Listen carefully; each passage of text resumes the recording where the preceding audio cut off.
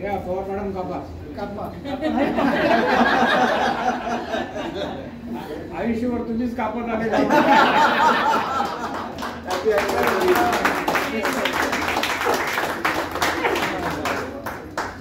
सरांना बरोबर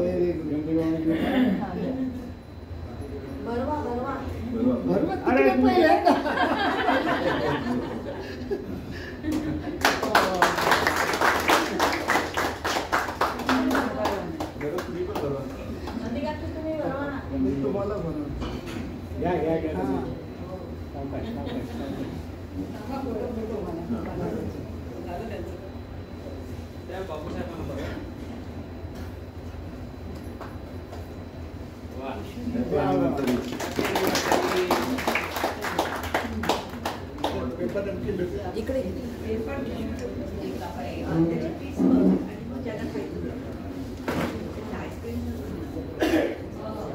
साहेब खाण्यात नाव घ्या नाव तर घ्यायला पाहिजे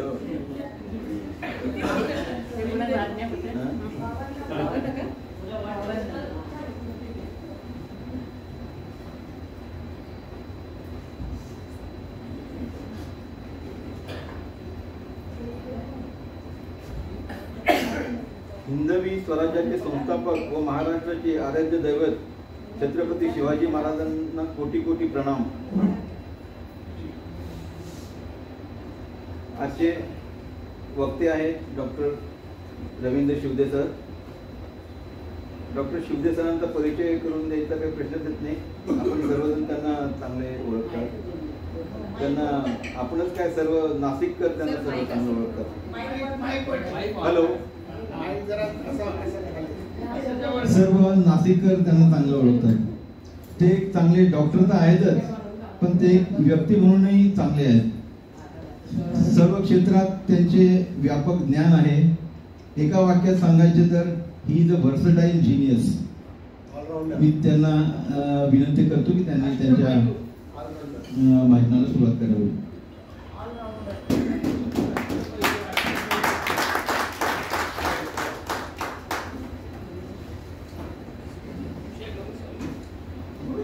धन्यवाद दिवसे साहेब।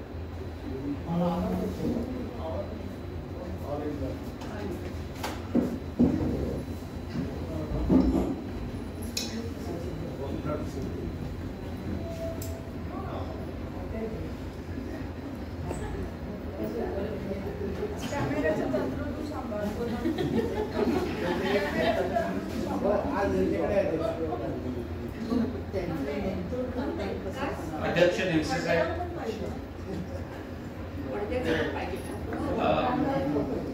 हंगामी सचिव प्रज्ञाताई आणि माझ्या जीवलग मित्रमैत्रिणींनो आणि आजच्या व्याख्यानासाठी खास उपस्थित राहिलेले माझे प्रिय मित्र डॉक्टर चंद्रशेखर परदेशी, आपण सर्वांचं मी या सभेमध्ये स्वागत करतो। शिवप्रभूंवरती बोलायची संधी मी कधीच सोडत नाही आणि नुकतीच आपण शिवजयंती साजरी केलेली आहे। या निमित्त आदरणीय बापूसाहेबांनी सूचना केली की शिवाजी महाराजांवरती एखादं व्याख्यान व्हावं आणि त्याला अध्यक्षांनी दुजोरा दिला आणि रजनीताई मला म्हणाल्या की आज्ञापत्र याविषयी बऱ्याच जणांना माहिती नाही, तर आज्ञापत्रावरती बोलावं म्हणून आज आज्ञापत्रावरती मी बोलणार आहे।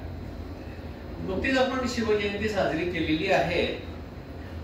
आपल्याकडे भारतामध्ये सण आणि उत्सवांना काही तोटा नाही, वर्षभर वेगवेगळ्या प्रकारचे सण आणि उत्सव सुरूच असतात आणि शिवजयंती देखील एक उत्सवाचं स्वरूप त्याला आलेलं आहे।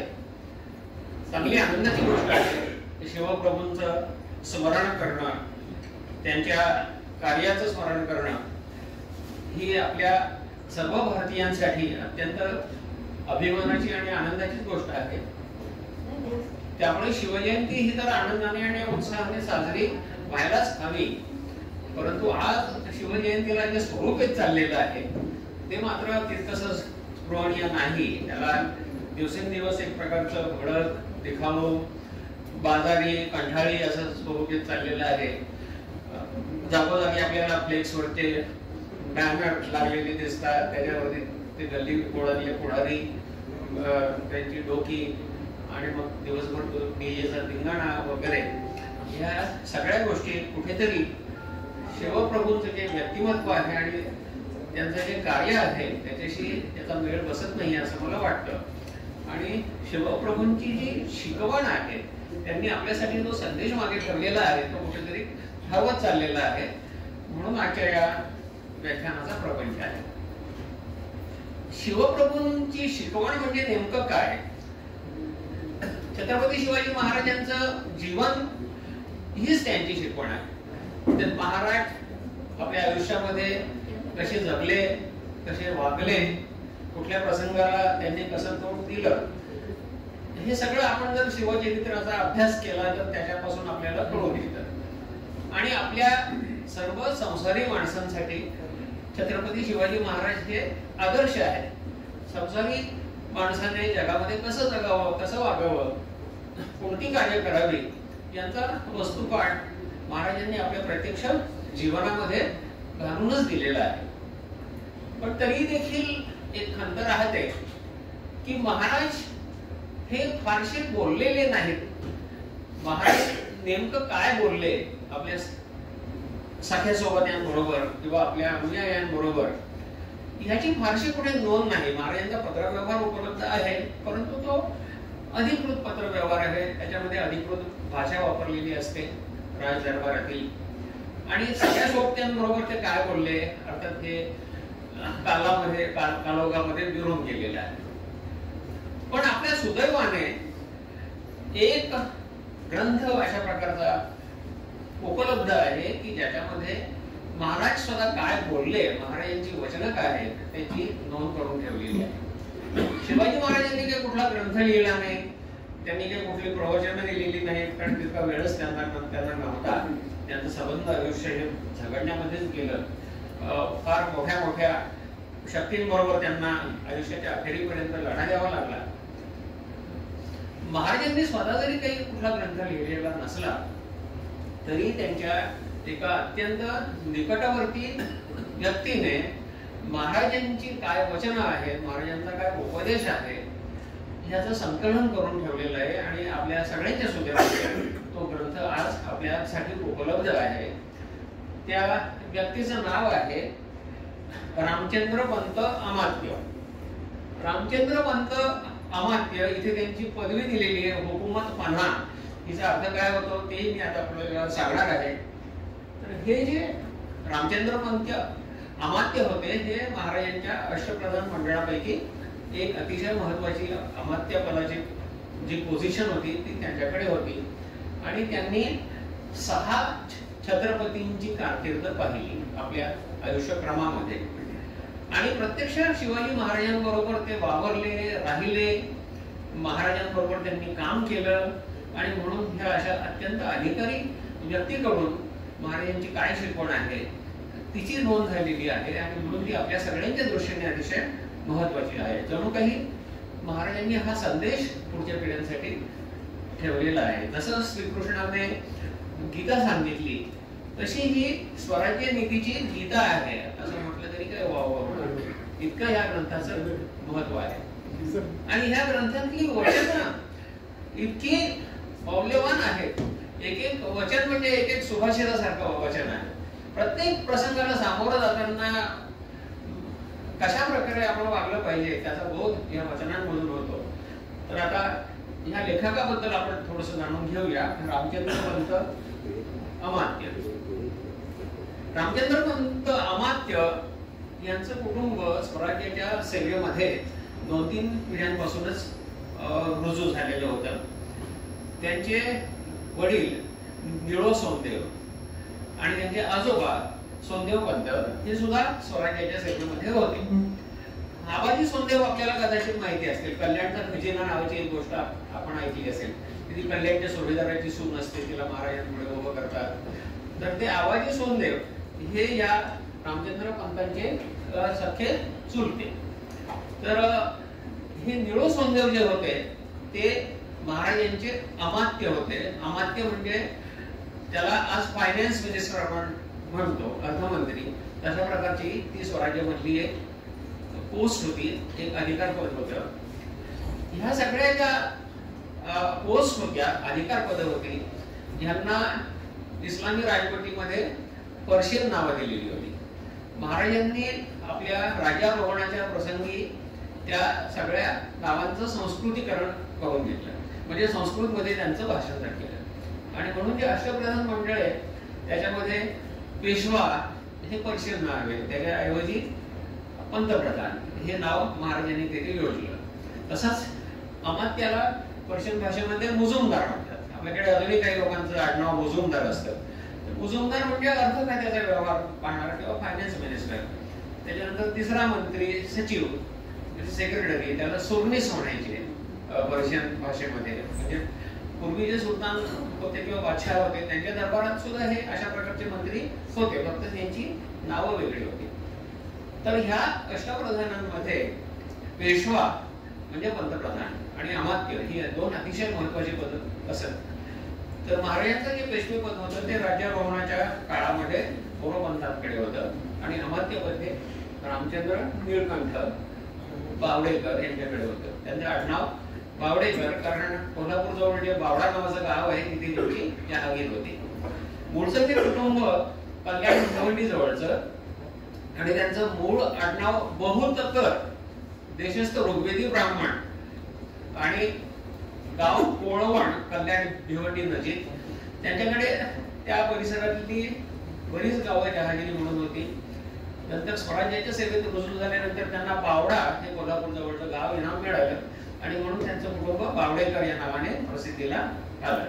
मगाशी मी सांगितलं त्याप्रमाणे त्यांचे पिताश्री निळो सोमदेव हे देखील स्वराज्याच्या सेवेत होते आणि 1672 पासून रामचंद्र पंत हे स्वराज्याच्या सेवेत रुजू झाले.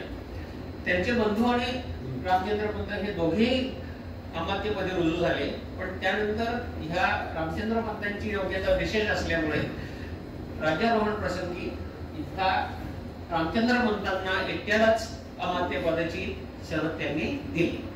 आणि त्यानंतर महाराजांच्या निधनापर्यंत ते स्वराज्याच्या सेवेमध्ये होते.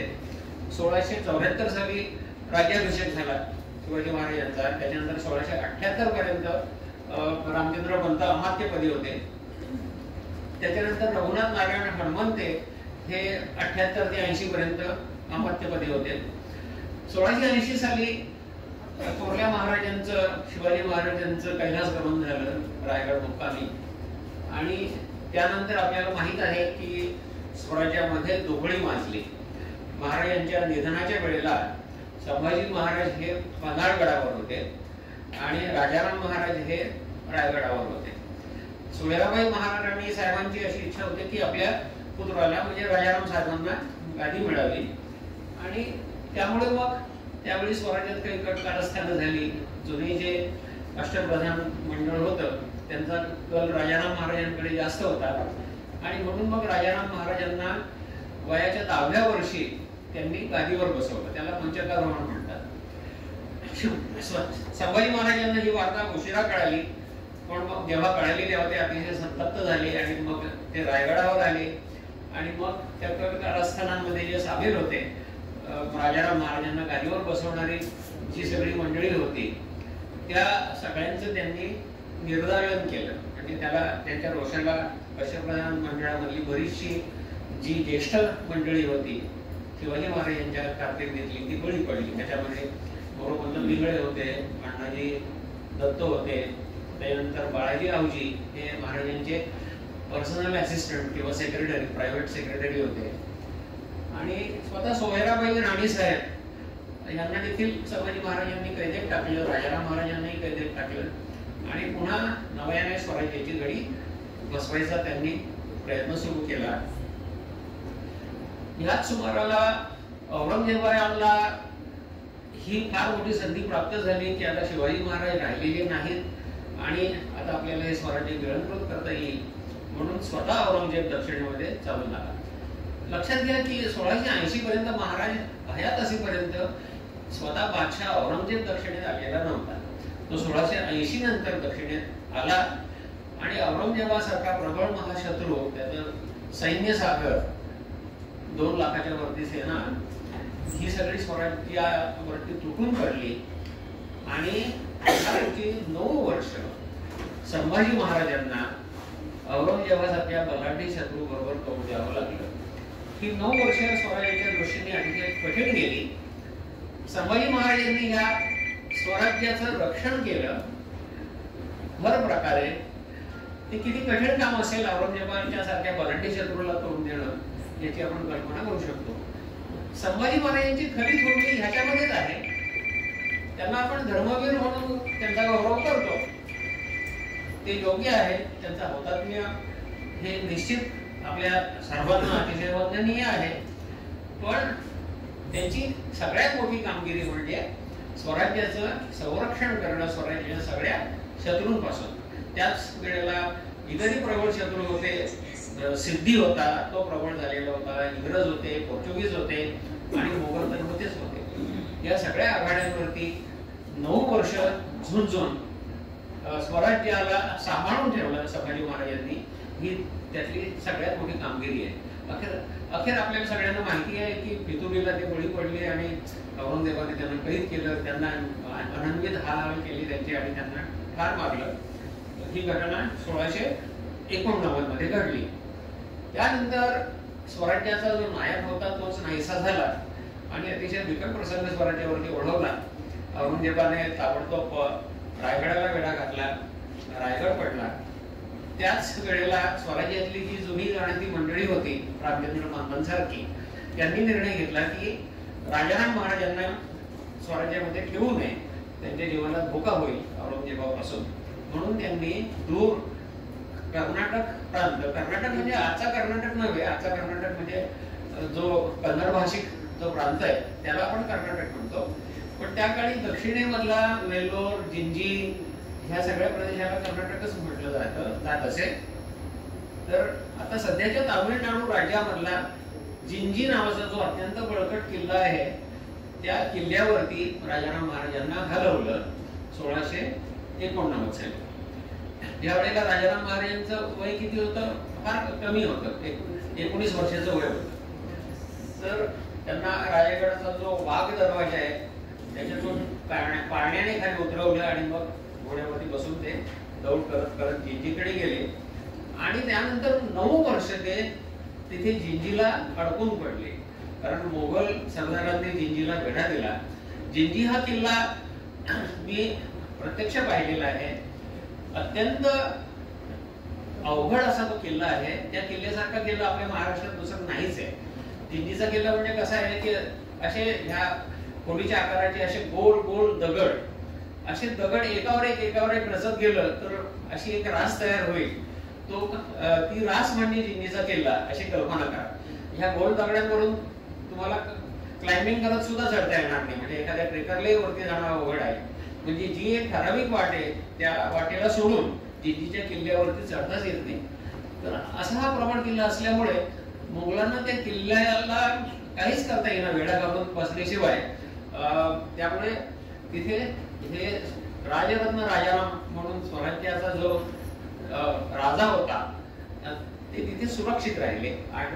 आणि नंतर 8-9 वर्षानंतर ते मोगल सरदार पण बिचारे कंटाळले. 8-9 वर्ष घरापासून दूर नुसतंच आपलं वेढा घालून बसायचं आणि मधून मधून मराठी यायचे, त्यांना त्रास देऊन निघून जायचे.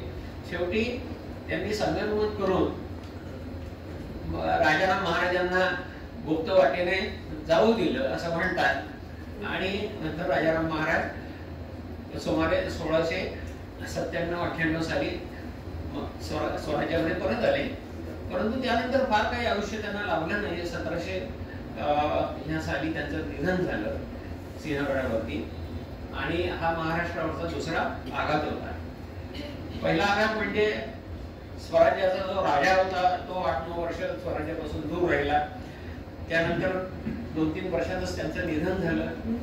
आणि मग त्यानंतर दुसरा छत्रपतीच उरला नाही. आणि औरंगजेब हा तर स्वराज्य गिळंकृत करायला टाकूनच बसलेला होता. त्यामुळे 1700 नंतर औरंगजेबाने आपला सेनासागर जो होता तो सगळा महाराष्ट्रामध्ये लोटला आणि त्याच्यापुढे आपले जे सगळे किल्ले होते जवळजवळ महाराष्ट्रातले ते त्यांनी हस्तगत करायचा उद्योग सुरू केला. त्याच्यामध्ये विशाळगडासारखे मोठे मोठे किल्ले होते आणि 1707 पर्यंत हा उद्योग सुरू होता. परंतु शिवाजी महाराज यांनी जे स्वराज्य निर्माण केलं होतं ते केवळ राजावरती अवलंबून नव्हतं. आता आपण आज्ञापत्र पाहणार आहोत. ती जर आज्ञापत्र पाहिली तर आपल्या लक्षात येईल की किती धोरणीपणाने आणि किती दूरदर्शीपणाने ह्या स्वराज्याची निर्मिती शिवाजी महाराजांनी केलेली होती. म्हणजे एक एक माणूस हा एक एक बळकट किल्ला होता स्वराज्यामधला, एक एक मावळा हा एक एक किल्ला होता असं म्हटलं तरी चालेल. आणि 100च्या वरती किल्ले तर आपल्या नाशिक जिल्ह्यामध्ये आहे. संपूर्ण स्वराज्यामध्ये 300च्या पेक्षा जास्त त्याची यादी अपूर्णच आहे. आणि एक एक किल्ला एक एक वर्ष जरी झुंजवला तरी कुठल्याही बादशहाचं आयुष्य कमी पडेल अशी सगळी साधन संपत्ती शिवाजी महाराजांनी गोळा करून ठेवली होती. त्यामुळे जरी औरंगजेबाची ही सगळी टोळधाड महाराष्ट्रावरती चालून आली तरी स्वराज्य खचलं नाही किंवा स्वराज्य नावमेद झालं नाही. राजाराम महाराज स्वतः उपस्थित नसताना स्वतः राज्याचा जो राजा तो लांब दूरदेशी गेलेला असताना सुद्धा जो संग्राम होता तो शिवाजी महाराज यांच्या सैनिकांनी सुरू ठेवला. आणि राजारामाची पत्नी ताराबाई ही स्वराज्यात होती. स्वराज्यामध्ये हे शूर सरदार, त्याच्यामध्ये बहिर्जी घोरपडे, संताजी घोरपडे, धनाजी जाधव या सगळ्या शूर सरदारांनी औरंगजेबाबरोबरचा लढा सुरू ठेवला. आणि औरंगजेबाची कबर शेवटी दक्षिणेमध्येच बांधावी लागली. औरंगजेबाचं निधन अहमदनगरच्या किल्ल्यामध्ये 1707 मध्ये झालं आणि त्याची कबर दौलताबादच्या जवळच खुर्दाबाद इथे आहे. ती आपण कदाचित पाहिली असेल. तर अशा प्रकारे हा दिल्लीचा स्वामी ज्याचं साम्राज्य काबूल कंदाहार पासून तर ते आसाम पर्यंत आणि लेह लडाख पासून ते कावेरी पर्यंत पसरलेलं होतं. ह्या महान सम्राटाची कबर शेवटी स्वराज्यामध्ये बांधली गेली. शेवटपर्यंत स्वराज्य काही त्याला हस्तगत करता आलं नाही. ही सगळी जी कामगिरी आहे त्याचं श्रेय शिवाजी महाराज यांनी जे भक्कम पायावरती स्वराज्य निर्माण केलेलं होतं आणि जी ध्येय धोरणं घालून दिलेली होती आणि जी त्यांच्या प्रधान मंडळाने, त्यांच्या सरदारांनी, त्यांच्या शूर मावळ्यांनी प्रत्यक्षात राबवली त्याला ह्या कामगिरीचं श्रेय जातं. आणि ही कामगिरी कशी झाली याचंच दिग्दर्शन आपल्याला आज्ञापत्रामध्ये पाहायला मिळतं. आज्ञापत्र आता नेमकं कसं लिहिलं गेलं, कुठल्या काळामध्ये लिहिलं गेलं त्याच्याकडे आपण थोडंसं वळूया. रामचंद्रपंत अमात्य हे शिवाजी महाराजांच्या सेवेत होते. त्याच्यानंतर संभाजी महाराजांच्या काळामध्ये पण पुन्हा अमात्य झाले. त्याच्यानंतर 1707 मध्ये औरंगजेबाचं निधन झालं आणि औरंगजेबाने आपल्या मुलांना मर्दांना असा सल्ला दिला होता की माझ्या मृत्यूनंतर कैदेमध्ये जे शाहू महाराज आहेत म्हणजे संभाजी महाराजांचे पुत्र शाहू महाराज आणि येसुबाई या दोघांना पकडून दिल्लीला नेलेलं होतं आणि मोगलांच्या कैदेत होते. म्हणजे शाहू महाराज यांच्या वयाची जवळजवळ 17 वर्षे ही दिल्लीला गेली आणि शहाजहाने मुघल शहाजहाने जे होते त्यांच्या बरोबरच ते लहानाचे मोठे झाले. त्यामुळे झालं असं की त्यांना मुलुकगिरीची सवय काही लागली नाही किंवा स्वराज्यात ते कधी हिंगले फिरले नाहीत आणि स्वाऱ्या मोहिमा यांचा काही अनुभव त्यांना काही मिळाला नाही.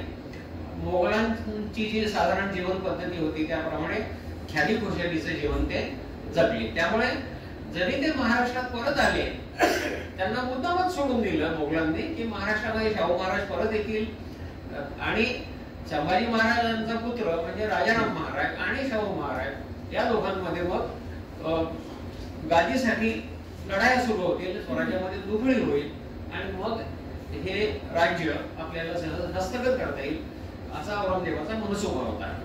आणि झालंही नेमकं तसंच. शाहू महाराज महाराष्ट्रात आल्यानंतर शाहू महाराज हे संभाजी राजांचे पुत्र म्हणजे संभाजी राजे हे थोरले त्यांचे पुत्र म्हणून त्यांचा पहिला मान गादीसाठी. त्यामुळे राजारामाच्या पुत्रांच्या पेक्षा शाहू महाराज हे गादीचे हक्कदार होते आणि म्हणून बहुतेक सरदार जे होते ते शाहू महाराजांना जाऊन मिळाले. याच सुमाराला शाहू महाराजांना आणखी एक कर्तबगार पुरुष कोकणातून येऊन जाऊन मिळाला. त्याचं नाव होतं बाळाजी विश्वनाथ. हा मूळचा श्रीवर्धनचा राहणारा आणि श्रीवर्धनला सिद्धींचं राज्य होतं. सिद्धी म्हणजे अबेसिनियन किंवा निग्रो लोक. त्या राज्याला कंटाळून ते अतिशय जुलमी होते. ते घाटावरती निघून आले कोकणातून आणि मग आपल्या कामगिरीने अत्यंत अक्कल हुशारीने आणि परिश्रमाने त्याने पेशवेपद मिळवलं आणि शाहू महाराज यांनी त्यांना पेशवा किंवा पंतप्रधान या पदावरती त्यांची नियुक्ती केली. त्यानंतर मग बाळाजी विश्वनाथाने अनेक सरदारांना आपल्या बाजूला ओढून घेतलं आणि मग राजारामाचा जो पक्ष होता म्हणजे ताराबाईचा जो पक्ष होता, राजारामाचं 1700 मध्ये निधनच झालेलं होतं, पण ताराबाईचा जो पक्ष होता तो थोडा दुर्बळ झाला. पण रामचंद्रपंत अमात्य यांनी मात्र ताराबाईचा पक्ष सोडला नाही. ते ताराबाईशी एकनिष्ठ राहिले आणि त्यांनी कोल्हापूरला स्वतंत्र गादी स्थापन केली आणि तिथे राजारामाचे जे पुत्र होते त्यांचं नाव दुसरे शिवाजी महाराज, त्यांना ती गादी दिली आणि ते कोल्हापूरचे राजे झाले आणि साताऱ्याला शाहू महाराजांनी आपली गादी स्थापन केली. अशा प्रकारे मराठा साम्राज्याच्या 2 गाद्या स्थापन झाल्या. हे दुसरे शिवाजी महाराज यांची गादी 1710 साली स्थापन झाली आणि 1714 पर्यंत त्यांनी राज्य केलं. त्यानंतर पुन्हा एक प्रकारची दुखडी सुरू झाली. राजाराम महाराजांना एकंदर 4 बायका होत्या. त्याच्यापैकी जानकीबाई नावाची ही पहिली बायको जी होती ती प्रतापराव गुजरांची कन्या. आपल्याला कदाचित माहित असेल प्रतापराव गुजर हे देसरी येथील लढाईमध्ये त्यांनी बलिदान केलं होतं. वेडात दौडले वीर मराठे सातत, ही कविता आपण ऐकली असेल की बहलोल खान नावाचा एक सरदार होता आदिलशहाचा.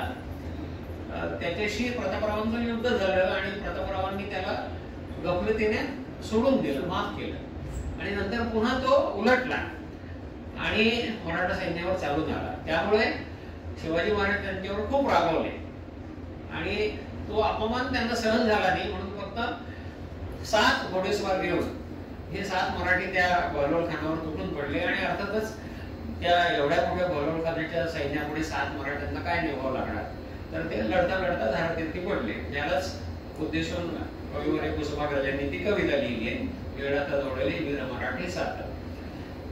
तर महाराजांना हा मृत्यू फार जिव्हारी लागला आपल्या शिवसेनापतीचा आणि मग म्हणून काहीतरी भरपाई करावी म्हणून त्यांची जी कन्या होती जानकीबाई तिचा विवाह त्यांनी राजारामाशी करून केला, म्हणजे तिला सून करून घेतला. तर ही राजाराम महाराजांची पहिली पत्नी.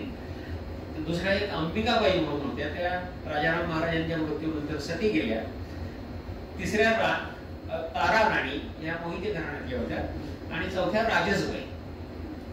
तर आता ताराबाई आणि राजेशबाई यांचे पुत्र, ताराबाईंचे पुत्र दुसरे शिवाजी आणि राजेशबाईंचे पुत्र दुसरे संभाजी, यांच्यामध्ये पुन्हा गादीसाठी कलह सुरू झाला आणि मग राजेशबाई आणि दुसरे संभाजी राजे यांनी ताराबाई आणि दुसरे शिवाजी महाराजांचा पराभव करून कोल्हापूरची जी गादी होती ती हस्तगत केली आणि अशा प्रकारे दुसरे संभाजी राजे हे गादीवर आले.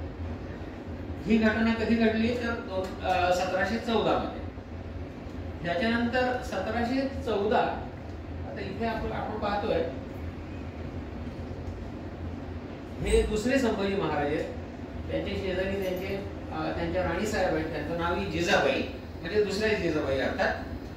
यांची कारकीर्द 1714 ते 1760 पर्यंत कोल्हापूरची जी राजधानी म्हणजे पन्हाळगड इथे होती आणि रामचंद्रपंत अमात्य यांनी यांच्या दुसऱ्या संभाजी महाराजांच्या काळामध्ये, दुसऱ्या शिवाजी महाराजांच्या काळामध्ये ते अमात्य होते आणि दुसऱ्या संभाजी महाराजांच्या काळामध्ये पुन्हा अमात्य झाले आणि याच काळामध्ये त्यांनी आज्ञापत्र हा ग्रंथ लिहिला. म्हणून आपल्याला असं म्हणता येईल की दुसऱ्या संभाजी महाराजांच्या आज्ञेवरून त्यांनी हा आज्ञापत्र हा ग्रंथ लिहिला. तर ह्या ग्रंथाचं लेखन साधारणतः 1714 मध्ये झालं म्हणजे शिवाजी महाराजांच्या मृत्यूला बरीच वर्ष झालेली होती, 34 वर्ष त्यावेळेला झालेली होती. परंतु तरी देखील रामचंद्र पंतांची स्मरणशक्ती ही अत्यंत तीव्र असल्यामुळे शिवाजी महाराजांच्या तुमची वचनं त्यांना तोंडपाठ होती आणि ती जशीच्या तशी त्यांनी या ग्रंथामध्ये उतरवलेली आहे. आता हे दुसरे संभाजी महाराज होते, यांचं एक देऊळ पन्हाळगडावरती आपल्याला पाहायला मिळतं. पन्हाळगड आपल्यापैकी किती जणांनी पाहिलेलं आहे? बरं, तर हे दुसरे संभाजी महाराज यांचं देऊळ आपण पाहिलंय का? आता परत पन्हाळगडावर गेला तर जरूर बघा. हे अजूनही चांगल्या स्थितीमध्ये आहे. तर 1714 ते 1760 हा दुसऱ्या संभाजी महाराजांचा कालखंड. आणि विशेष म्हणजे ह्या देवळाचे जे पुजारी आहेत ते मुसलमान आहेत. त्यांचं नाव हनीफ भाई नगारची. नगारा वाजवायचं काम त्यांच्याकडे होतं. प्रत्येक देवालयामध्ये एक नगारखाना असतो. तर 13-14 पिढ्यांपूर्वी त्या महाराजांच्या सेवेत आले आणि त्यानंतर ते ह्या मंदिराची सगळी व्यवस्था तेच पाहतात. 12-13 पिढ्यांपासून हे हनीफ भाई यांना पन्हाळगडाची खडानखडा माहिती आहे. संपूर्ण गड ते आपल्याला दाखवतात.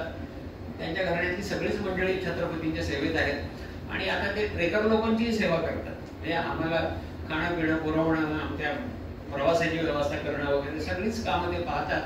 त्यांचे भाऊ कासम भाई हे स्वयंपाकी आहेत, त्यांचा मुलगा शरीफ हा ड्रायव्हर आहे.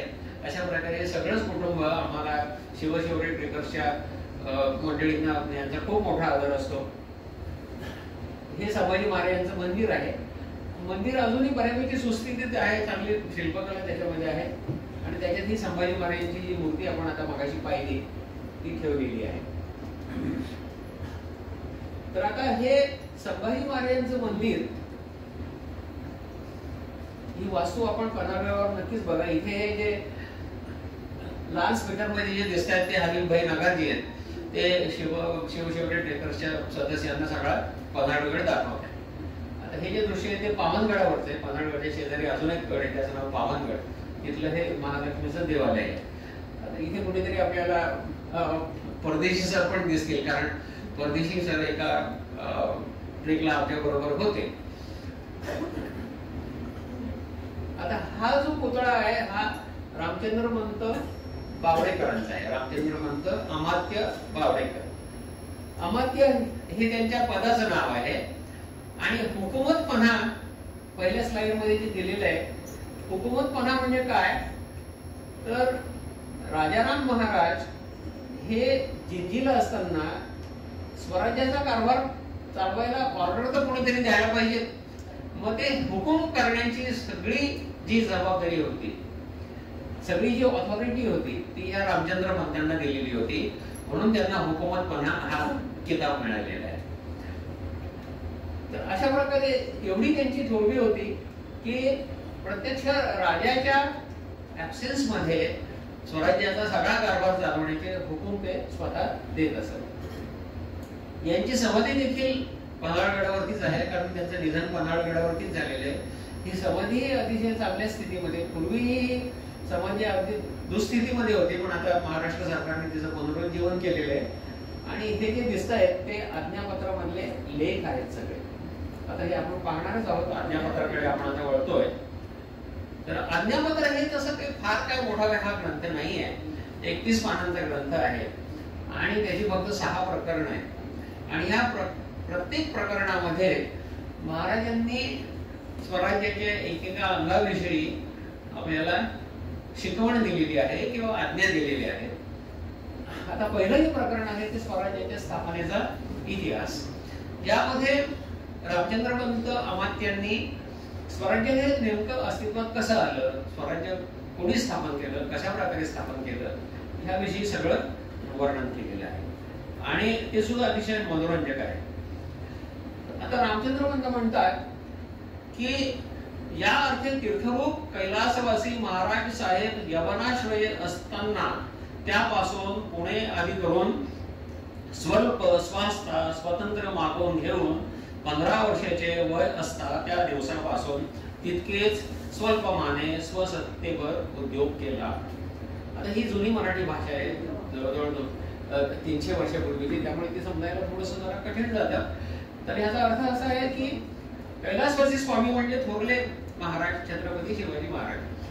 हे यवनाश्रय म्हणजे पूर्वी शिवाजी महाराजांचे तीर्थरूप शहाजीराजे हे आदिलशहाचे सरदार होते, म्हणजे यवनांच्या आश्रयाने होते. आणि शिवाजी महाराज यांची जी पहिली जहागिरी होती पुण्याची, ती वडिलांच्याच जहागिरीचा एक भाग म्हणून त्यांना मिळालेली होती.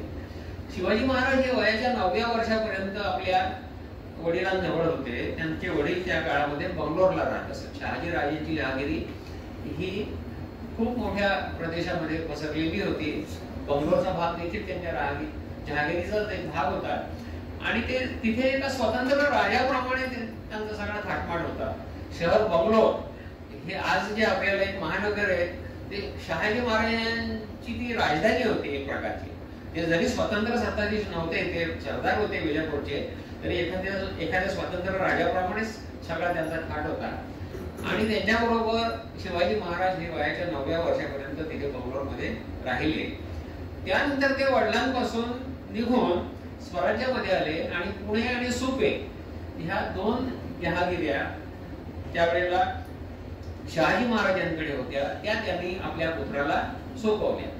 आणि त्यांचे मार्गदर्शक म्हणून आपल्याला सगळ्यांना माहिती असेल की दादोजी कोंडदेवांची त्यांनी नेमणूक केली. आणि जिजाबाई साहेब ह्या काही बंगलोरला राहत नसत. शहाजीराजांच्या आणखी एक पत्नी होत्या दीपाबाई साहेब, त्या बंगलोरला राहत असत. जिजाबाई साहेब या महाराष्ट्रातच होत्या. त्यामुळे जिजाबाई साहेब आणि दादोजी कोंडदेव यांच्या मार्गदर्शनाखाली व्यवस्थापनाचे किंवा राज्य शासनाचे धडे शिवाजी महाराजांनी घेतले.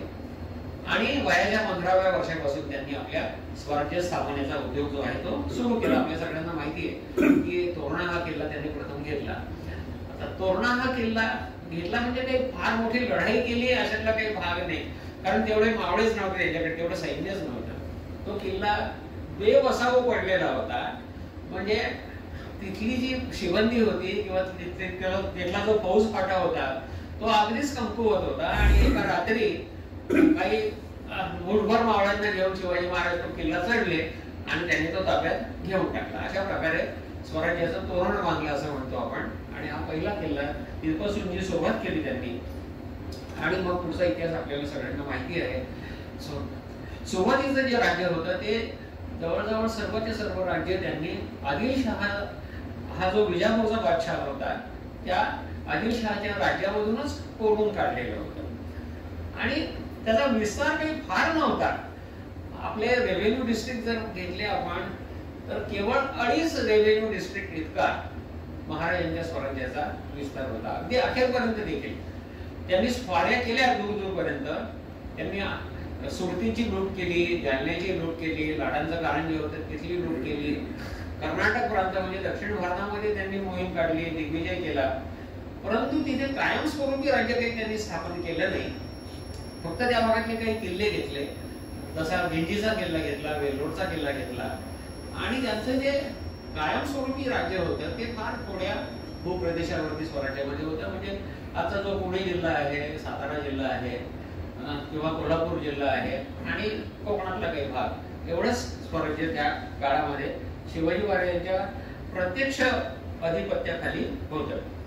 तर इथे हा उद्योग कशा प्रकारे केला त्याचं वर्णन इथे अतिशय सुंदर प्रकारे अमात्यांनी केलेलं आहे. दृढ बुद्धीने शरीरास्था न पाहता केवळ अमानुष पराक्रम जे आजपर्यंत कोणी केले नाही व पुढे कोणाच्याने कल्पवेना यैसे स्वांगे केले. मनुष्य परीक्षेने नूतन सेवक तवाजून योग्यतेनुसार भार वाढवून महत् कार्योपयोगी करून दाखविले. एकाच एक असाध्य असता स्वसामर्थ्ये सकलांवरी दया करून एकाचा एकोपासून उपमर्द होऊ न देता एक रूपतेने वर्तवून त्या हातून स्वामी कार्ये घेतली. दक्षिण प्रांते ईदलशाही म्हणजे आदिलशाही, कुतुबशाही, निजामशाहीचा अस्त झालेला होता. निजामशाही त्या काळामध्ये शेष राहिलेली नव्हती.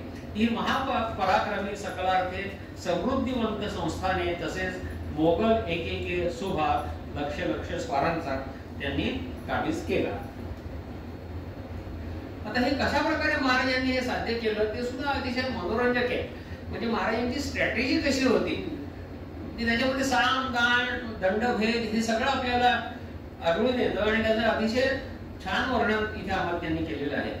घाटगे माने आदी करून देशमुख कांटक सकल ही पराक्रमी सजुते सामानपूर असता बुद्धी वैभवे व पराक्रमी कोणाची गणना न धरता कोणावर चालून जाऊन तुंबळ युद्ध करून रडास आणले, कोणावर छापे मारिले, कोणास परस्परे कलह लावून दिले. म्हणजे दोन शत्रूंमध्ये कलह लावून दिला, कोणाचे मित्रभेद केले, कोणास परस्परे कलह दिले, मित्रभेद केले, कोणाचे डेऱ्यात शिरून मारामारी केली, जसं शाहिस्तेखानावरती छापा घातला, कोणास एकांकी करून पराभविले. म्हणजे त्याचे मित्र जे होते ते त्यांच्यापासून त्यांना विलग केलं आणि मग पराभव केला.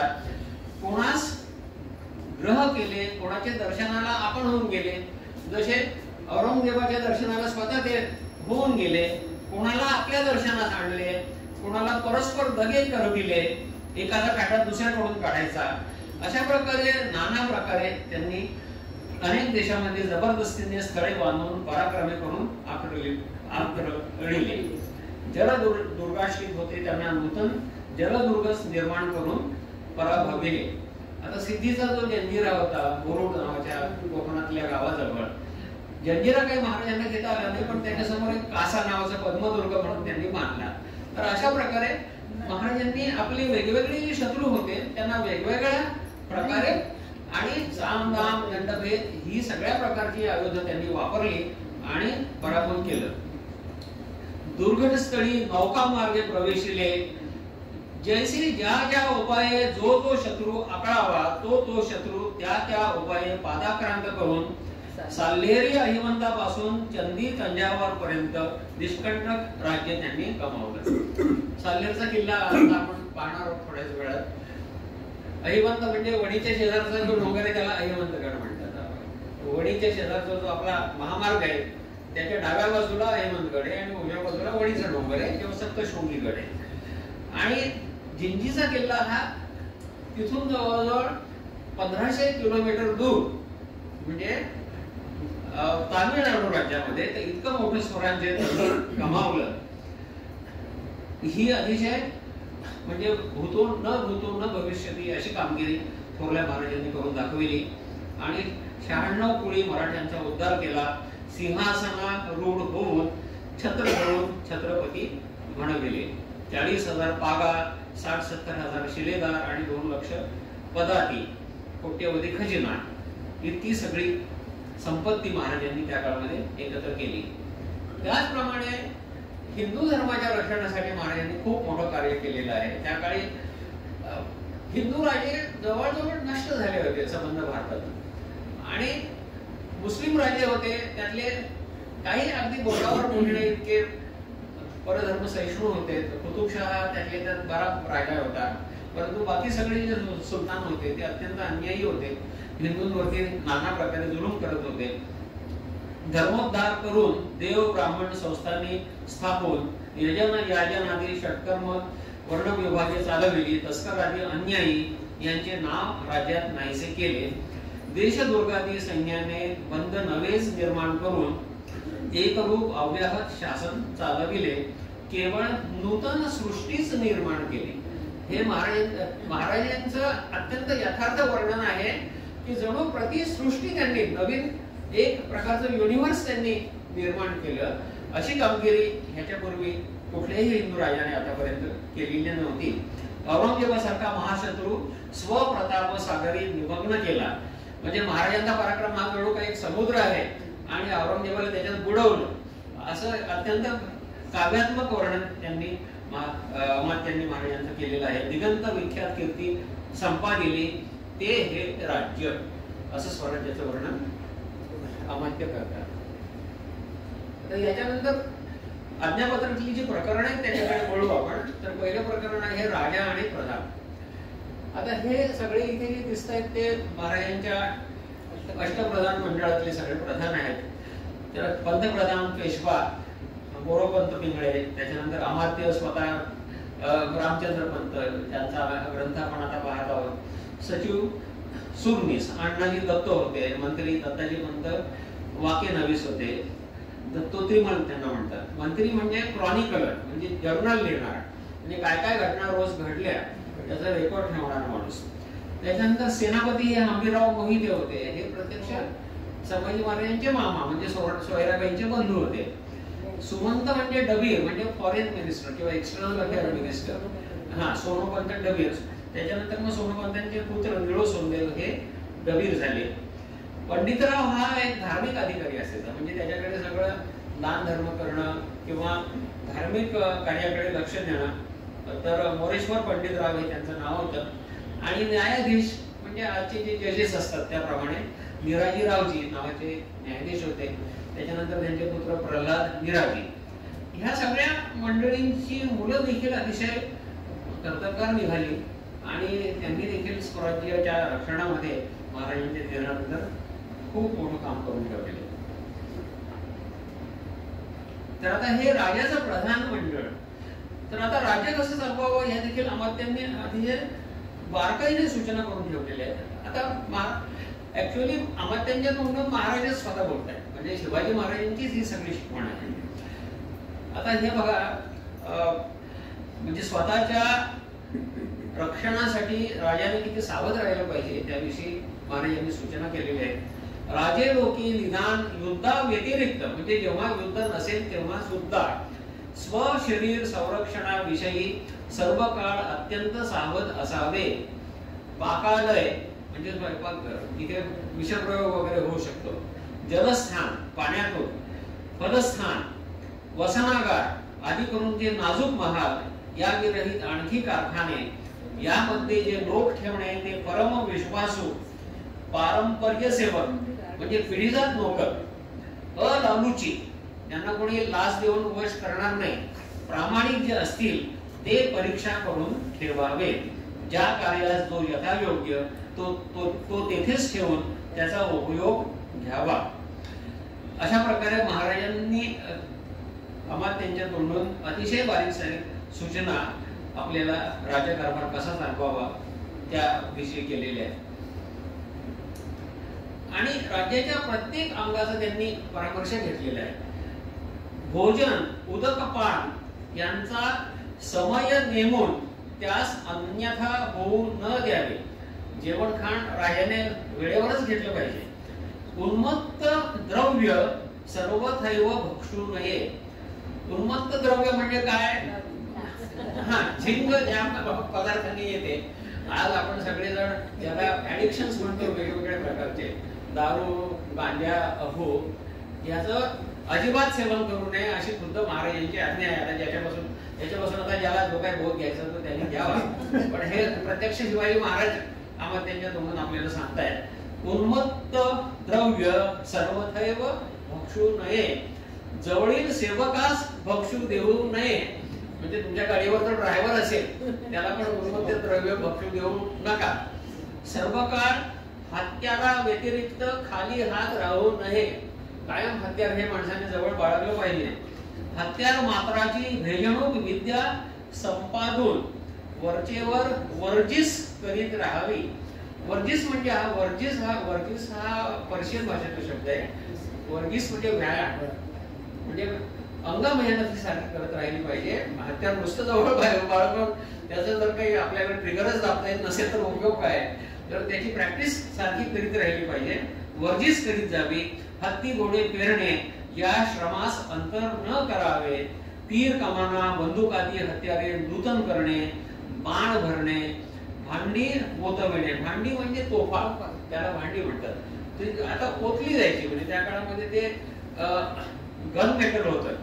गन मेटल त्याचा एक असा साचा असायचा, त्याच्यामध्ये ओतून त्या तोफा तयार केल्या जायच्या. सुरुंग लावून मोर्चे चालवणे, जीन, खोगीर, बख्तरादी मुस्तैद करावयाचे संपूर्ण हुनर अवगत करून ठेवावे. म्हणजे हे सगळं जे आहे लढाईला लागणारं सामान, हे सगळं कौशल्य त्या राजाला स्वतः आलं पाहिजे. केवळ नोकरांवर विसंबून कामाचं नाहीये. त्याने त्याच्यामध्ये स्वतः लक्ष घालून येणेकडून ज्याने जो श्रम केला त्याचा गुण कळून तदनुरूप त्याचे श्रमाचे सार्थक कधी येते अथवा न्यून जाणीयाने कृतज्ञता येते, याकरता हे लिहिले. त्यानंतर पुढे राजा आणि प्रधान यांना त्यांनी असा उद्देश केलेला आहे की संपादिले वैभवावरती कृतकार्यता मानलीयाने पुढे उद्योग राहतो. म्हणजे आज आपल्याला जेवढं राज्य मिळालंय त्याच्यावर तुम्ही संतुष्ट राहाल तर ते राज्य तुमचं टिकणार नाहीये. तुमचं राज्य नेहमी विस्तारत राहिलं पाहिजे. समयी शत्रू प्राप्त झाल्याने आहे राष्ट्र यावरीच संकट पडते, ऐसे होऊ न द्यावे. संपादिले पाठीशी घालीत नित्य नूतन संपादावे. म्हणजे जे कमावलं आहे ते सुरक्षित करून घ्या. जो तुमचा बँक बॅलन्स आहे तो अगोदर पक्का करून नवीन अर्थार्जन, नवीन संपत्ती, नवीन वैभव ह्याच्या पाठीमागे माणसाने कायम कार्यरत राहिले पाहिजे. नित्य नूतन संपादावे, उद्योग करावा, आय व्यय विचार पाहून जेणेकरून दिवसेंदिवस राज्यात खजाना होय ते करावे. खजाना म्हणजे राज्याचे जीवन. म्हणजे बँक बॅलन्स हा प्रत्येक माणसाच्या दृष्टीने किती महत्वाचा आहे हे स्वतः महाराज सांगतायत. खजाना म्हणजे राज्याचे जीवन. पडले प्रसंगी खजाना आणून खजाना संग्रह करावयाची बरी नजर धरावी.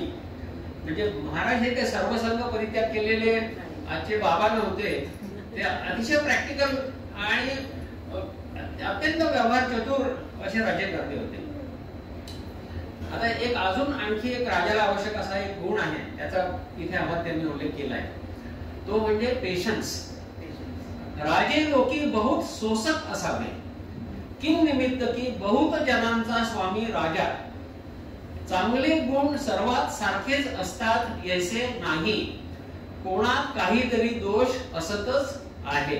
म्हणजे तुमची जी सेवक आहेत ते काय अगदी 100% सगळ्या चांगल्या गुणांनी युक्त आहेत असं तुम्हाला कधीच मिळणार नाही. प्रत्येकामध्ये काहीतरी दोष हा निघणारच आहे. आणि राजा हा सगळ्यांचा स्वामी आहे, त्यामुळे त्याने हे नेहमी लक्षात ठेवलं पाहिजे. किंबहुना गोर गरिबांपासून सर कारकुनांपर्यंत समयी संतापही पावतात. तुमचे जे नोकर आहेत ते कधी कधी संतापाच्या भरात काहीतरी चुकीचंही वागतात. संतापलेपणे अर्वाच्यवाद कार्यकर्म करीतात ते समयी शांत. आता हे मॅनेजमेंट आजच्या काळात शिकवली जाते. ही प्रत्यक्ष शिवाजी महाराजांची मॅनेजमेंट आणि ऍडमिनिस्ट्रेशन आहे. हे कदाचित आपल्या मॅनेजमेंट कॉलेजामध्ये शिकवत असतील, पण त्या काळी सुद्धा महाराजांनी ही सगळी तत्व त्यांच्या ग्रंथामध्ये आपल्याला सांगून ठेवलेली आहे. ते समयी शांतता धरून त्यांचे संतोषास्तव काही हास्यवदन होऊन, म्हणजे स्माइल करा. तुमचा नोकर जरी चुकला तरी तुम्ही किंवा तो काहीतरी संतापाच्या भरात अर्वच्य जरी वागला तरी शांतता धरा. संतोषास्तव काही हास्यवदन होऊन त्यावर झाला अन्याय बरा चित्तात आणून, कदाचित त्याच्यावरही काही अन्याय झालेला असेल त्याची तुम्ही शहानिशा करा. यथोचित पारपत्य करावे, म्हणजे अन्याय झाला असेल तर त्याचं निवारण करावं. म्हणजे उत्तर काळी शहाणे माणूस आपणच शर्मिंदे होते. मग काही काळाने त्या नोकराला त्याची स्वतःलाच त्याला त्याची चूक कळते आणि मग तो तुमच्याशी जास्त एकनिष्ठपणे वागतो. ते धन्याचे कृतोपकारी होऊन फिरून पैसा अवगुण करीत नाही. म्हणजे तो माणूस तुम्ही त्याची चूक एकदा माफ केली तर त्याला ती कृतज्ञता आपल्या मालकाबद्दल कायमची राहते आणि परत तो तसं वागत नाही. इत्यादी सेवक लोकांपासून दोष सांगवायच्या युक्ती सहिष्णुपणा विरहित होत नाही. म्हणजे याच्यामुळे आपल्याला महाराजांची एकंदर व्यवहारात वागवायची जी वृत्ती होती किंवा जी समतोल वृत्ती होती, जो शहाणपणा होता, त्याचं दर्शन आपल्याला पावलोपावली या आज्ञापत्रामध्ये घडतं. त्याच्यानंतर आणखी एक गुण जो राज्यकारभार ज्याला करायचा आहे त्याने आत्मसात केला पाहिजे त्याच्याविषयी इथे अमात्य लिहितात. केवळ नृपाने स्वतःच इतकाही धंदा करीन म्हणता होतो ऐसे नाही. आता प्रधानांकडे येत आहे अमात्य. प्रधान म्हणजे मंत्री किंवा तुमचे असिस्टंट. म्हणजे भले तो राजा असो किंवा एखादी फॅक्टरी चालवणारा कारखानदार असो किंवा एखादा हॉस्पिटल चालवणारा डॉक्टर असो, त्याचे जे असिस्टंट आहेत त्यांच्याकडून त्याला कामं करून घ्यावी लागतात, कारण सगळी कामं त्या राजाला स्वतः करता येत नाही. केवळ नृपाने स्वतःही इतकाच धंदा करीन म्हणता होतो जैसे नाही. याकरिता हा सकळ राज्यभार चालवया कारणे आपले प्रतिनिधी प्रधान करावे लागतात. प्रधान विरहित राज्यभार चालत नाही. मागे जे जे राजे झाले त्यांनी स्वहित चित्तात आणून राज्यभारार्थ प्रधान निर्माण केले.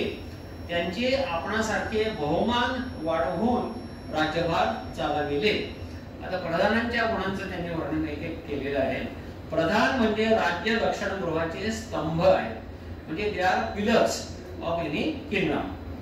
राज्य यथोचित संरक्षण नूतन निर्माण करणे ह्याचे मुख्य कारण प्रधान. आता हे जे अष्टप्रधान मंडळातले सगळे जे प्रधान होते ना, ते केवळ म्हणजे ऑफिसामध्ये बसून ऑर्डर सोडत नव्हते, ते प्रत्यक्ष लढाईवर जायचे. आता आपल्या नाशिक जिल्ह्यातले हे सगळे जे किल्ले आहेत, ब्रह्मगिरीचा किल्ला किंवा रवळ्या जवळ्या सालेर, हे मोरोपंतांनी स्वतः स्वहस्ते जिंकून घेतलेले किल्ले आहेत. प्रत्यक्ष पंतप्रधान स्वतः स्वारीवर जायचा, अण्णाजी दत्तो स्वारीवर जायचे. ही जरी ब्राह्मण मंडळी होती ती तलवार बहादर होती, ती नेतृत्व करायची स्वारीचं आणि स्वतः प्रत्यक्ष आघाडीवर लढून त्यांनी हे किल्ले घेतलेले आहेत. फक्त पंडितराव नावाचा जो एक प्रधान आहे त्याच्याकडे जे म्हणजे धार्मिक कार्य होतं त्याला फक्त सूट होती की त्याला स्वारीवर जाण्यापासून सूट दिलेली होती. पण बाकी जे सगळे 7 प्रधान होते ते प्रत्यक्ष लढवय्ये प्रधान होते. केवळ ऑफिसमध्ये बसून काम करणारे आपले जसे मंत्री असतात तसे मंत्री नव्हते. त्यांचे आपणासारखे बहुमान वाढवून राज्यकारभार चालविले. प्रधान म्हणजे धर्म संरक्षणाचे अध्यक्ष. प्रधान म्हणजे राज्य मदजनित अन्याय सागराची मर्यादा. आता हे वाक्य फार महत्वाचं आहे. या वाक्याचा अर्थ काय होतो? राज्य मदजनित अन्याय सागराची मर्यादा म्हणजे राजा जर स्वतः अन्याय करायला लागला, राजाला कधी कधी मद निर्माण होते. म्हणजे आता अत्युच्चपदी थोरही बिघडतो असं सुभाषित आहे. माणसाच्या हातात पॉवर करप्ट्स आणि ऍब्सोल्यूट पॉवर करप्ट्स ऍब्सोल्युटली. त्यामुळे राजा स्वतःच अन्याय जर वागायला लागला तर ह्या प्रधानांनी त्याला ताळ्यावर आणायचंय. म्हणजे राजाच्या अन्याय सागराची मर्यादा हे प्रधान आहे. प्रधान म्हणजे राज्य मद जनित अन्याय सागराची मर्यादा. प्रधान म्हणजे हत्तीचे अंकुश. म्हणजे राजा जर बेफाम झाला एखाद्या हत्तीसारखा तर त्याला अंकुश लावायला प्रधान पाहिजे. किंवा प्रधान म्हणजे इहलोकी राज्यकृत्य संपादनामुळे नृपाची विश्रांती, धर्म प्रतिपादनामुळे परलोक पंथीची दीपिका. अत्यंत सुंदर अशी ही वाक्य आहेत. एकाहून एक अत्यंत सुंदर भाषाशैली ह्या अमात्यांची आहे. पावलोपावली तुम्हाला अशी सुभाषित आढळतील या आज्ञापत्रांमध्ये. आता याच्यानंतर पुढचं प्रकरण आपण पाहू ते वतनदार नावाचं प्रकरण आहे. वतनदार म्हणजे आपल्याला आजही खेड्यापाड्यामध्ये पाटील असतो, कुलकर्णी असतो, देशपांडे असतो, देशमुख असतो, हे सगळे वतनदार. त्यांच्याकडे काय काम होतं तर गावचा कारभार चालवायचा. गावातला जो महसूल असतो म्हणजे शेतीचं जे उत्पन्न येतं ते गोळा करायचं आणि त्याचा काही भाग राजाकडे पोचवायचा. आता ही परंपरा शिवाजी महाराजांच्याच काळात सुरू झाली असं नाहीये. पूर्वीचे जे मुस्लिम सत्ताधीश होते किंवा त्याच्यापूर्वीचे जे हिंदू राजे होते त्या काळामध्ये देखील अशा प्रकारचे हे वतनदार प्रत्येक गावामध्ये होते. आणि आता आपल्याकडे जी पाटील, कुलकर्णी, देशपांडे, देशमुख वगैरे जी नावं आढळतात ही त्या पूर्वीच्या वतनदारांचीच नावं आहेत किंवा त्या पदव्या आहेत. ती काही त्यांची कुळं नाही. तर व्हायचं काय की ही मंडळी कधी कधी स्वतःच अन्याय करायला लागायची. म्हणजे आपण गावचे राजे आहोत आणि आपल्याला आपल्या वरचढ कोणीच नाहीये असा त्यांचा भ्रम व्हायचा. कधी कधी मग टॅक्सचे पैसे स्वतःच गोळा करायचे, राजाकडे पोहोचवायचेच नाही किंवा त्याचा अर्धाच भाग द्यायचा, बाकीचा गिळंकृत करायचा. कारण मानवी स्वभाव हा सगळीकडे सारखाच, पूर्वी तसाच होता आणि आताही तसाच आहे. म्हणजे करप्शन काही पूर्वी नव्हतं अशातला काही भाग नाहीये. राजाचे सेवक देखील करप्शन करतच असत. आणि ही गावगांना जी वतनदार मंडळी होती ती प्रजेला त्रास देत असत, अन्यायाने त्यांच्याकडून जुलूम करून कर वसूल करत असत. तर ह्यांना दायाद हा शब्द त्यांनी वापरलेला आहे. की राज्यातील वतनदार देशमुख, देशकुलकर्णी, पाटील आदी करून यास वतनदार म्हणावे. ते स्वल्पच परंतु देशनायक आहेत. म्हणजे आहेत लहान, परंतु तेवढ्यापुरते ते गावाचे पुढारी आहेत, देशनायक आहेत. सार्वभौमापासून बलन्यून्यतेने उतरती परंपरा बळीवंत राखून दुर्बळ वर्ततच आहेत, पण त्या साधारण गणावे यायचे नाही. म्हणजे त्यांच्याकडे दुर्लक्ष करून चालणार नाही, त्यांच्याकडे थोडी पॉवर आहे, कारण गावात त्यांची सत्ता असते. हे लोक म्हणजे राज्याचे दायादच आहेत, म्हणजे राज्याचे शत्रू आहेत असं स्पष्टपणे महाराजांनी म्हणून ठेवलेले. म्हणजे आजचे जे सनदी नोकर जे करतायत, थोडक्यात म्हणजे आजचे जे गॅझेटेड ऑफिसर आहेत ते सुद्धा हीच परंपरा चालवत आहेत. प्रजेवर अन्याय करून ते भक्षण करतायत प्रजेच्या संपत्तीचं. आहे वतन इतक्यावरच कालकर्मणा करावी. सर्व देशाचा स्वामी म्हणजे राजा त्याशी निष्ठेने वर्तावे, कोणाचा अन्याय न करावा हे त्यांची बुद्धी नाही. म्हणजे महाराजांचं सूक्ष्म निरीक्षण किती होतं आणि त्यांची माणूस पारखण्याची क्षमता किती होती ते याच्यावरून दिसून येते. नूतन संपादावे, बळकट व्हावे, बळकट झाले म्हणजे एकाचे घ्यावे, दावे दरवणे करावे, हा त्यांचा सहज हव्यास. राजशासन होईल हे जाणून अगोदर दुसऱ्याचा आश्रय करीतात, वाटा पडतात, देश मारितात, संबंधी जीवाची तमा करीत नाही. परचक्र आले म्हणजे वतनाचे आशेने मुलूक करतात, स्वतः भेटतात, म्हणजे शत्रूला जाऊन मिळतात.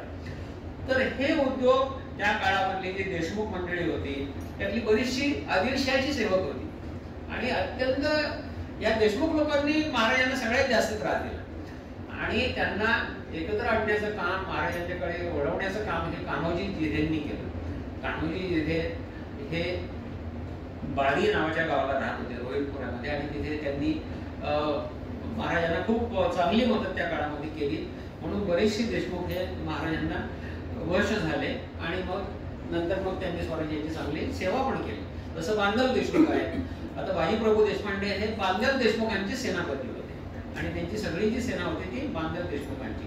अशा प्रकारे काही देशमुखांनी नंतर स्वराज्याची उत्तम सेवा पण केली, पण त्यांना या देशमुखांना नेहमी कंट्रोलमध्ये ठेवावं लागायचं, नाहीतर ते उन्मत्त व्हायचे आणि स्वतःच गावचे राजे होऊन प्रजेवर अन्याय करायचे. मग त्याच्यासाठी त्यांनी काय उपाय सुचवले आहेत की 5-7 भाऊबंद अथवा निसबतीचे लोक, निसबतीचे म्हणजे जवळजवळचे, याचे एक जमावे वतनावरी राहू न द्यावे. शोध करून जे भाऊबंद व निस्पतीचे लोक असतील त्यांना दूर देशी त्यांचे कर्तेपणा योग्य कामे सांगून कबिले देखील प्रत्येक ठेवावे.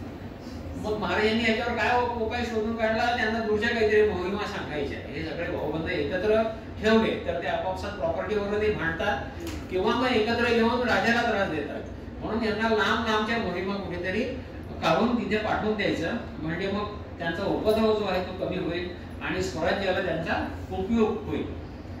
आता पुढचं वाक्य बघा. आता कदाचित वतनदारात कुणी उन्मत्त उच्छृंखल यैसा कुणी असला तरी त्यास नवाजून जे कठीण कार्य असेल तैसे कार्यावही त्याला पाठवा. म्हणजे एखादी कठीण मोहीम असेल तिकडे त्याला पाठवून द्या, म्हणजे एक तर काय होईल त्यामध्ये कार्य अथवा त्याचा नाश दोन्ही होतील, की दोन्ही सत्कार्यच आहे.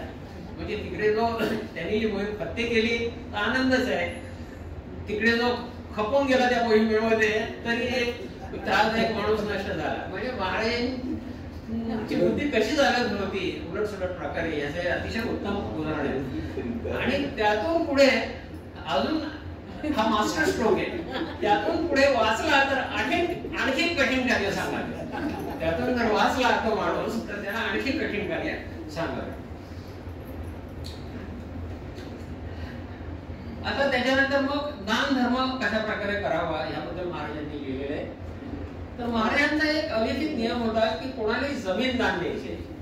जमीन जर दान दिली तर राज्यातली तेवढी जमीन कमी होते आणि भूपती म्हणजे काय, भूमीचा राजा. ती भूमीच गेली यावरती पती कोणाचा होणार. तुम्ही जर लोकांना जमिनी वाटत सुटले, ते जमीन मालक झाले तर राजाच्या ताब्यामध्ये जमीन काय राहणार. त्यामुळे पूर्वीची जी वतनं होती महाराजांनी ती कायम ठेवली. म्हणजे स्वराज्याच्या पूर्वीपासून वतनही चालत आलेली होती. काही जहागिऱ्या होत्या त्या काही महाराजांनी खालसा केल्या नाही, त्या चालू ठेवल्या, परंतु नवीन कोणाला वतनं दिली नाही. म्हणजे तो भूभाग कायम आपल्या स्वराज्याच्याच मालकीचा ठेवला. त्यांना रोख पगार दिले किंवा काही विशेष कामगिरी केली तर त्यांना तेवढ्यापुरतं त्यांना काहीतरी चांगलं मोठं बक्षीस देऊन त्यांना आपलंसं करून घेतलं. पण वतनदारीची जी पद्धत होती ती त्यांनी बंद केली. यवोदर प्रमाण भूमी तेही इनाम देऊ नये. यवोदर म्हणजे काय? यव म्हणजे जव म्हणजे बार्ली, म्हणजे बार्लीचा जो दाणा असतो त्या नाण्या इतकी भूमी देखील कोणाला इनाम देऊ नये असं महाराजांचं वाक्य आहे. पण दुर्दैवाने हे जे महाराजांचं धोरण होतं ते पुढच्या राज्यकर्त्यांनी पाळलं नाही. ती वतनदारी सिस्टीम परत चालू राहिली आणि पेशवाईमध्ये ती जास्तच बळकट झाली. आता त्याच्यानंतर अतिशय महत्वाचं प्रकरण आहे ते म्हणजे दुर्ग म्हणजे किल्ले. कारण स्वराज्य हे महाराजांनी दुर्गांवरूनच निर्माण केलं. शिवाजी महाराज एक राजा असा आहे की ज्याचा जन्मही किल्ल्यावर झाला, त्याचं सर्वाधिक आयुष्य जवळजवळ निम्म्यापेक्षा अधिक आयुष्य किल्ल्यावरच केलं आणि मृत्यूही किल्ल्यावर झाला. म्हणजे किल्ले आणि महाराज हे एक अविभक्त होणारं असं एक समीकरण आहे. आता इथे जो किल्ला आपण पाहतोय तो साल्हेरचा किल्ला आहे. हा फोटो सालोटा नावाच्या शेजारच्या किल्ल्यावरून घेतलेला आहे आणि ही वर चढायची वाट आहे. अतिशय सुंदर.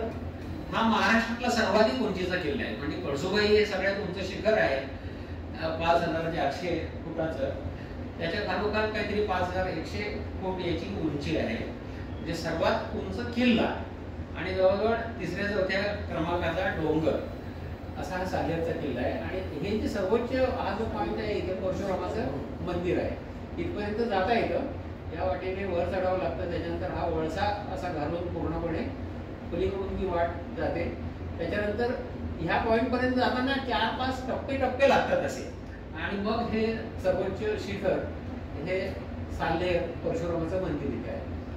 हा बागलाण तालुक्यातला अतिशय बळकट किल्ला 1670-71 साली स्वराज्यात आला. अतिशय घनघोर युद्ध करून मोगलांबरोबर हा किल्ला महाराजांनी घेतलाय. त्याच्या शेजारचा हा दुसरा किल्ला आहे. हे सगळे ट्रेकर चढतायत आणि या बिंदूपर्यंत जाता येतं तुम्हाला प्रत्यक्ष. इथून वाट आहे, अर्थात कठीण आहे बऱ्यापैकी.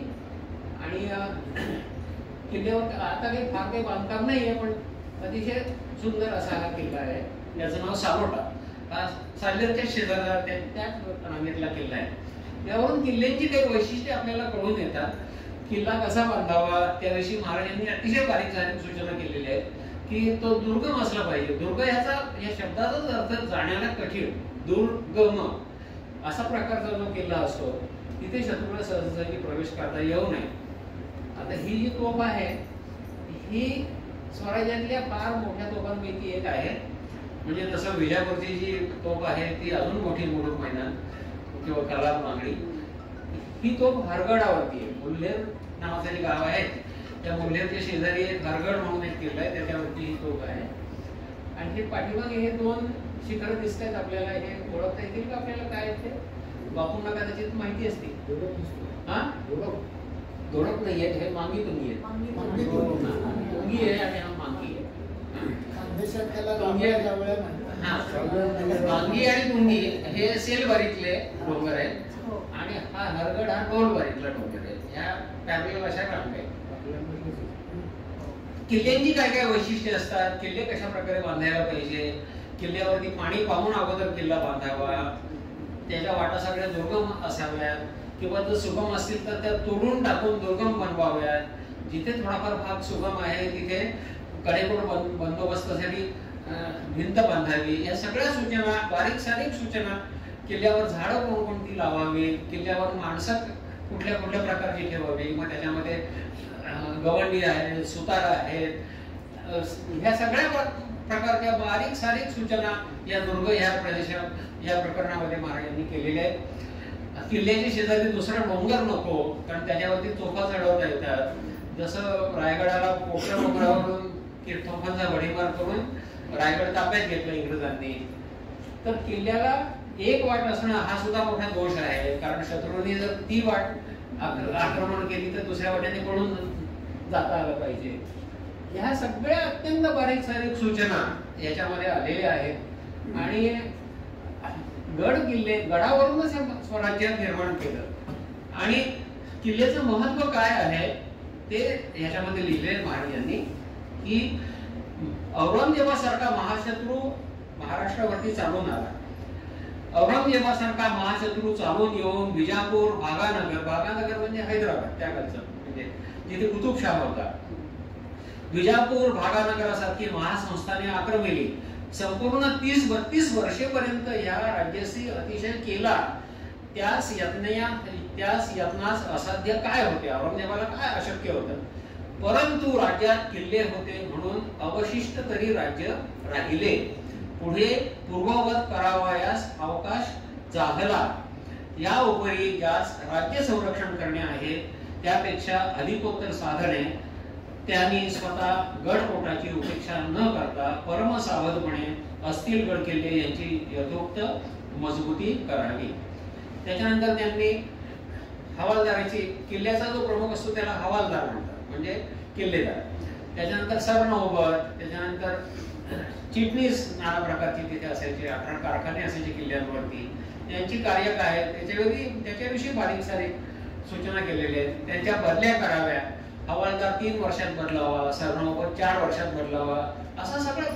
कारण तिथे तो प्रबळ होतो आणि मग तो स्वतःला त्या किल्ल्याचा मालकच समजायला लागतो. राजाला कप धरतो आणि मग शत्रूला किती होतो काही वेळेला. तर असं होऊ नये. जसं पोलीस स्टेशनवरती पीआय बदलतात 3-3 वर्षांनी, तसं महाराज बदल्या करत असत ह्या सगळ्या मोठ्या मोठ्या अधिकाऱ्यांच्या. त्याच्यानंतर शेवटचं प्रकरण आहे या आज्ञापत्रातलं, त्याचं नाव आहे आरमार. आरमार म्हणजे नेव्ही. शिवाजी महाराज हे भारतातले पहिले राज्यकर्ते आहेत ज्यांनी नेव्हीची निर्मिती केली. त्यापूर्वीच्या एकही हिंदू किंवा मुस्लिम राज्यकर्त्याने नेव्ही किंवा आरमाराची निर्मिती केली नव्हती. म्हणजे याचा अर्थ असा नाही की आपण नौकानयन करत नव्हतो. फार पूर्वीपासून आपल्या देशामध्ये नौकानयन किंवा नेव्हिगेशनची परंपरा आहे. आपले पूर्वज आता साऊथ ईस्ट एशिया म्हणजे आपण बालीला जाऊन आलो किंवा इंडोनेशिया किंवा मलेशिया इकडे जात होते. तिथे त्यांनी राज्यही संपादन केली. परंतु नेव्ही अशी प्रॉपर आपल्याकडे कोणाची नव्हती, ती महाराजांनी निर्माण केली. त्याला म्हणतात आरमार. आणि मग ह्याचे अत्यंत महाराजांची सूक्ष्म बुद्धीप्रमाणे कुठल्या प्रकारच्या नावा असाव्यात, त्या केवळ वाण्याच्या भरोशावर नसाव्यात, त्या तुम्हाला वल्लवता आल्या पाहिजेत आणि वेगवेगळ्या प्रकारच्या घोड्यांची नावं त्यांनी दिलेली आहेत.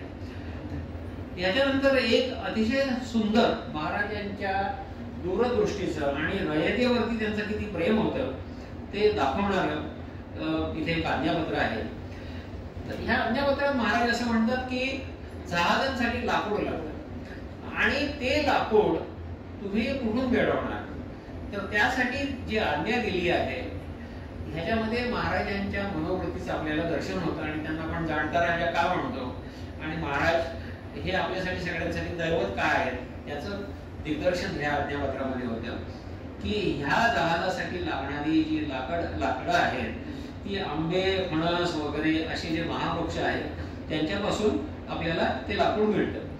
परंतु ही झाडे काही 1-2 वर्षात होतील अशी नाही आहे.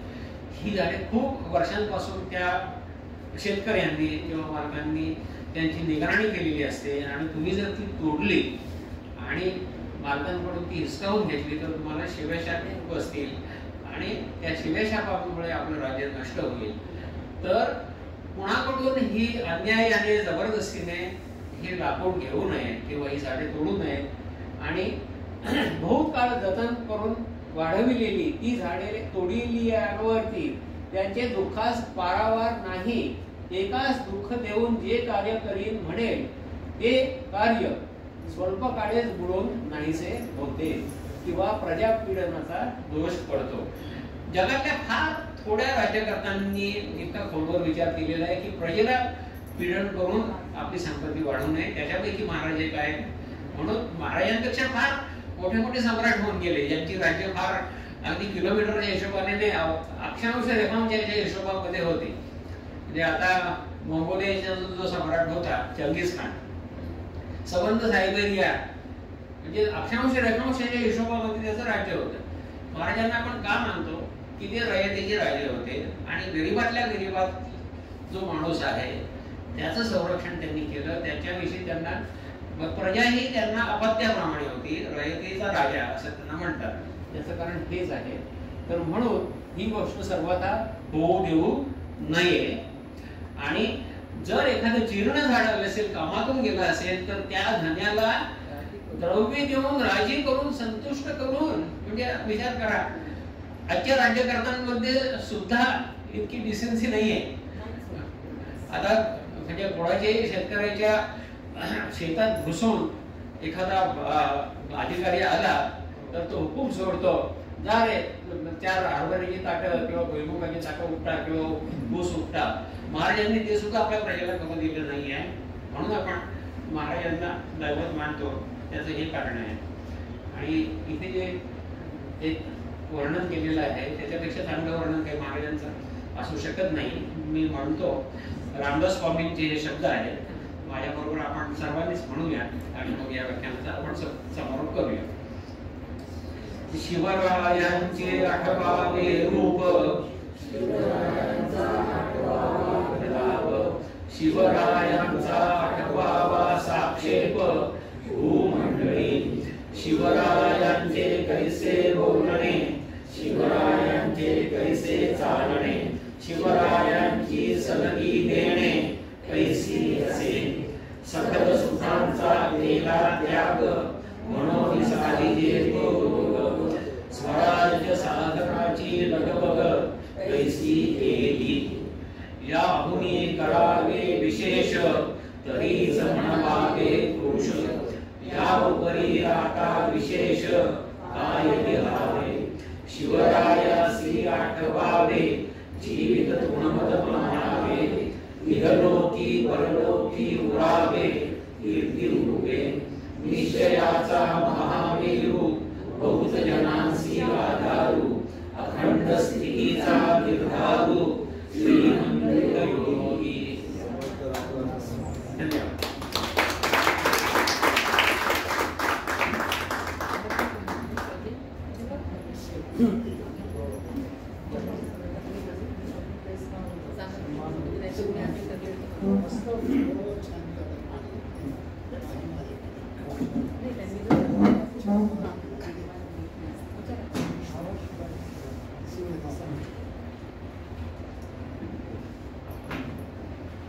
मित्रांनो, छत्रपती शिवाजी महाराजांची त्यांच्या कालखंडाची अत्यंत सुंदर माहिती डॉक्टर साहेबांनी दिली.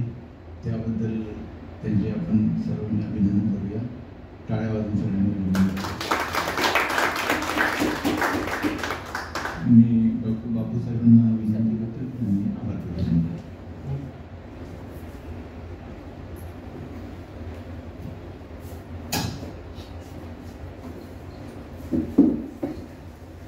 जिल्ह्याचे सन्माननीय अध्यक्ष डॉक्टर वसंतराव, सचिव प्रज्ञाताई आणि माझ्या बंधू-भगिनी,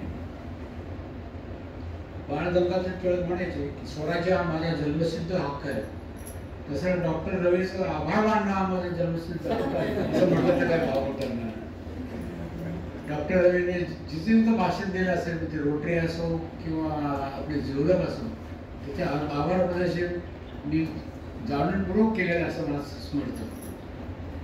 महाराजांवर ऑथेंटिक आणि अथॉरिटीने बोलणारा एकमेव व्यक्ती कोण असेल तर डॉक्टर रवी.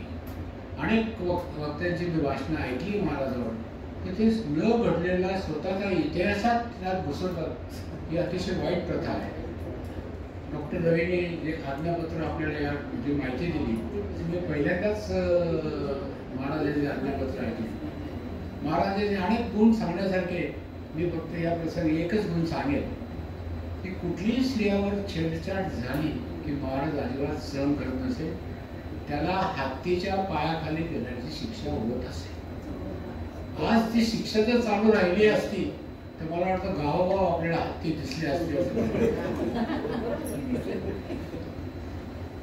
डॉक्टर रवीला मी आईस्टरची कधी मागे दिलेलीच आहे.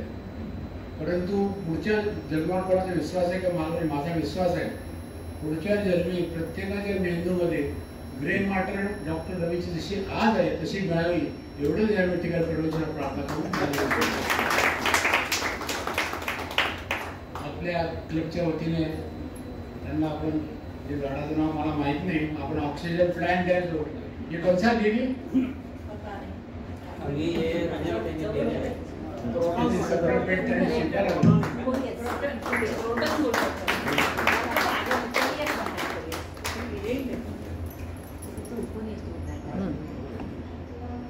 आता कर जास्त मोठं झालं. हो ते धन्यवाद. आता बंद करायचं का? आजची सभा संपली असे मी जाहीर करतो. धन्यवाद.